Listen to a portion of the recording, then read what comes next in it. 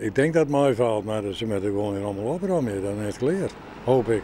Dit binnen de plakken dat de provincie van wit dat de groen of het wetter versmargen is.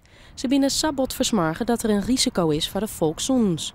De groen dat is een winkel op stiet en de groen eromheen is een van die voorbeelden. De provincie weet al meer dan 25 jaar dat de Bwaim hier versmargen is. Vroeger had er een gasfabriek staan. En er zitten teerputten in de grond. En die hebben ze er nooit uitgehaald. Maakt ze jou er net zwaar genoeg?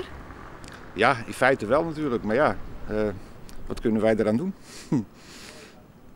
Dan vind je het wel verantwoord om hier te visken? Ik zit alle vis weer terug, dus die komen niet bij mijn bordje. Op de meeste plakken dat de groen versmargen is, haal je het verliezen bedrijven zitten. Hier in Jonken het chocola in Frenser had een gasfabriek staan en een keer is de groen versmargen.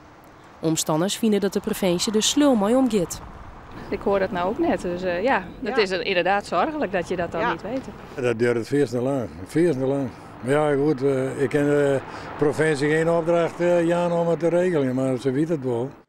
Hier in het centrum van Haas had een chemische waskerij zitten. Het Bwaim onderzoek toch blikken dat de groen versmargen is. Het winkelje publiek had er likwijls net grutte zwaar genoeg. Nee, niet direct. Alleen je moet op een gegeven moment wel dingen opruimen. Want als het altijd,